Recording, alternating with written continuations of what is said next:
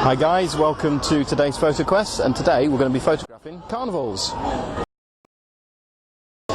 Okay guys, so today's subject of the Photo Quest is carnivals. Today we're down in Warminster, and down in the south of England we actually get carnival season. So we're part of the way through carnival season, but the biggest one is yet to come over in Bridgewater and Weston-super-Mare and Wells and that area. So I've come down today to see how we actually photograph carnivals.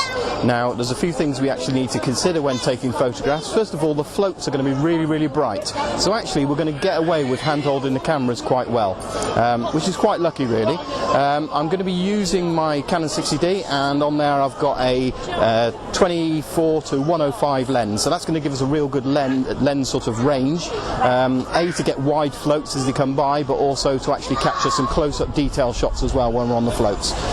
So I should get away with some quite good hand-holding settings. I shouldn't have to boost the ISO too much, but I may do that if actually I need to get quite a good fast shutter speed to make sure I'm freezing action.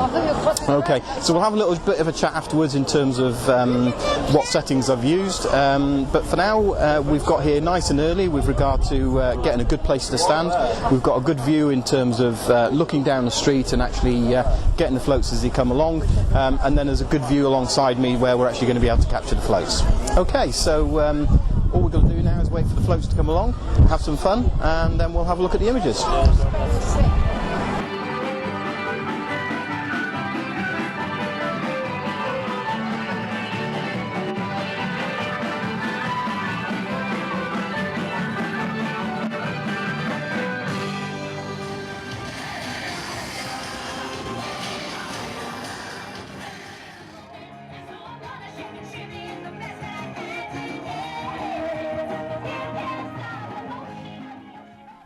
Okay guys, so we've now got the photographs loaded into Lightroom. We've had a look through them, so I've selected around about 20 different images just to give you a flavour of the type of images that I've got. Obviously we ended up with hundreds actually from the night, and we'll go through those and have a look at some of the settings we had. In general I set the ISO up at 800. I wanted to give myself enough flexibility that I could shoot with a fairly fast shutter speed, and also an aperture that wasn't really limiting. I didn't want to be shooting down at sort of f2.8 range. I wanted to shoot between 5.6 and f8 really, and I wanted my shutter speed to really be over 100th of a second. When I was shooting at 5.6 I was generally getting around 160th of a second, and that was quite good because a lot of the guys were moving on the floats, so it allowed me to freeze the action. But you will see in some of the images there that there will be a little bit of blur. You can see on this particular chap up at his hand, there is a little bit of blur there basically that we captured. In this first shot here I actually did pop up the flash as well. There was a few sort of different things that were going through the carnival, so you had like the majorettes and you had people like the town criers, and they were really you know, there as well, so I wanted to capture those. So in those instances I would just pop up the flash on the top. You could put a on-camera flash as well if you wanted to, and have that ready for you, but I didn't want to be using the flash in all the shots. A lot of the shots I actually had the flash off as well. I just wanted to be using the natural light that we had. So yeah, I wanted to keep that shutter speed. I wanted a depth of field where there was a little bit of depth of field there, or a little bit sharpness, shall we say, in the motion. I was shooting in RAW, so that allowed me to set auto white balance and then control that afterwards as well. It was quite tricky lighting. The white balance was changing quite a lot, so you probably want to stick it in auto white balance, but I did find some of the images a little bit yellow under the lights that they were using. Also shooting in RAW allowed me to play around with the noise reduction later on. You could do that in camera, and I basically adjusted in Lightroom the luminosity of it all, and that allowed me to just bring that noise level down again at shooting at 800. Okay, so let's have a look at a few shots, see what we come up with. As I said, the first few ones coming through, we used the pop-up flash on there. I just wanted to try and get the character of the event really, so I think we got some quite good things, and obviously not all majorettes were women, evidently. So I think we got some good portraits of those guys there going through and having a bit of fun. But obviously that's a little bit different when we come to the floats. They're illuminated themselves, so I was really just trying to concentrate on getting in the details, getting into the character of the people as they were about on stage effectively, and doing the dancing and that sort of thing. One thing I did do is actually set the shutter to be multi-shot, so it meant I could almost machine gun a few shots off to capture the right one in the middle, and also it's not so bad when you actually get a lot of motion and it's blurred. Hopefully the next shot you then capture it. And also I had the focus on continuous, so wherever I moved the camera it was continually focused, and I was just really ready to press the shutter, so that was useful as well. And again, you can see a little bit of motion here in the hands, but I don't mind that. I think in this sort of effect it shows that they were moving and dancing and that sort of thing to the music, so adding a little bit of motion into the photograph I think works quite well. Always be on the lookout and stuff as well with carnivals. I mean, this is one of the drivers of the float, so you know, have a look out at those things. Don't always just be looking at the main float, look around for other stuff as well that you can be shooting as you're going along. And I try to occasionally sort of build in extra stuff in here as well, so the fact that these guys, it was all Irish music playing away, and obviously they've got a play on Guinness there, so I kind of included that into the shot as well, this giant Guinness type glass. And I think that's quite important as well, rather than just the characters themselves, try and bring in a little bit of a story.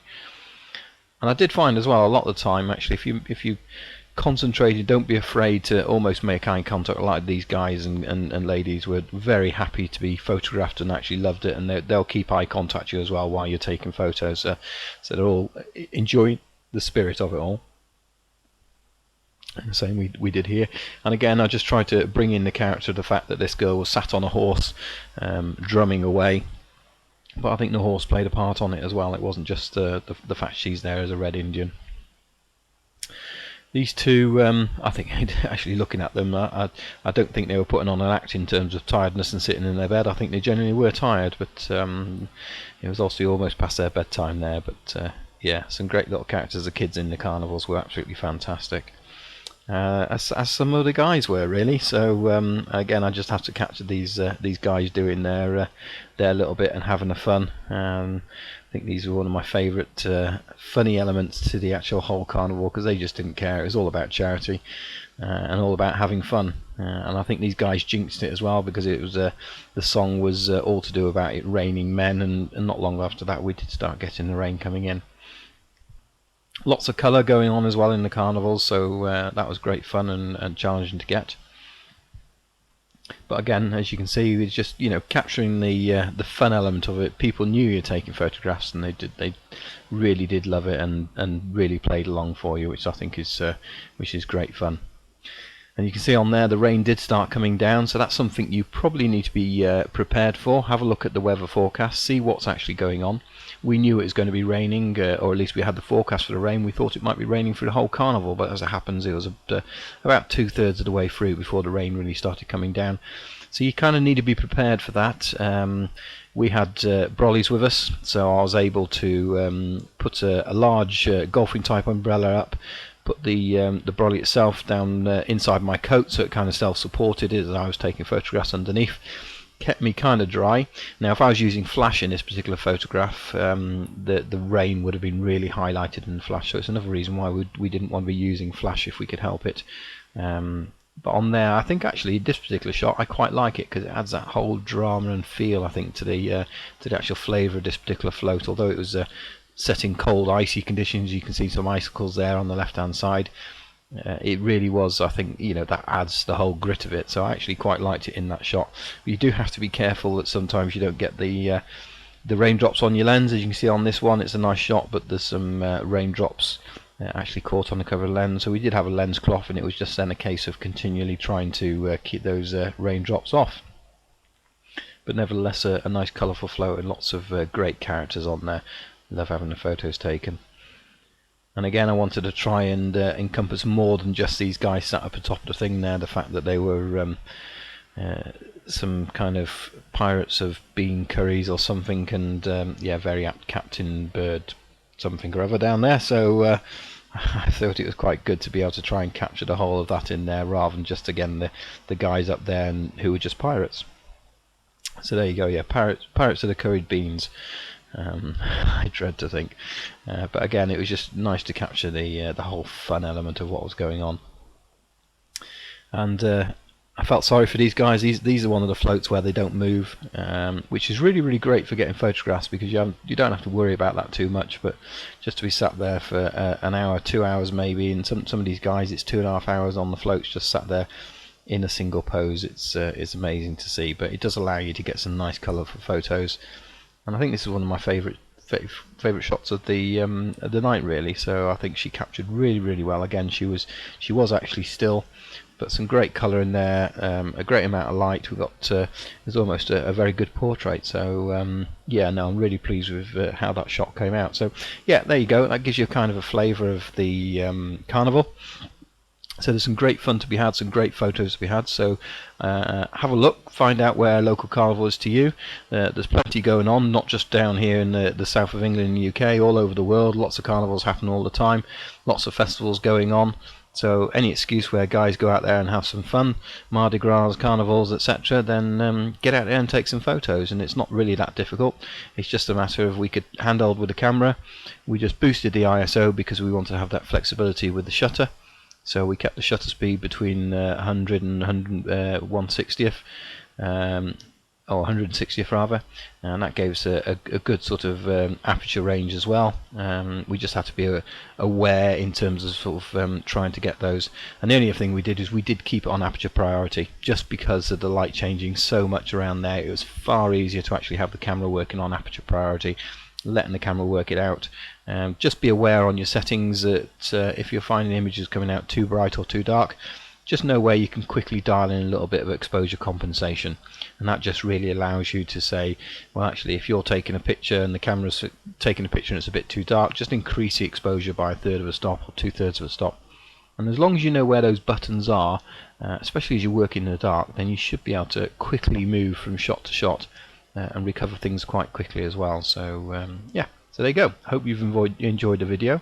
If you have, we'd love to get your feedback, so please do leave a comment below and click on like if you've enjoyed it. Feel free to share the video on your own social media channels. We'd love to hear back from that. So yeah, thanks very much, guys, and please do subscribe so we can send you when more videos come through. My name's Andrew Wells. Thanks for watching.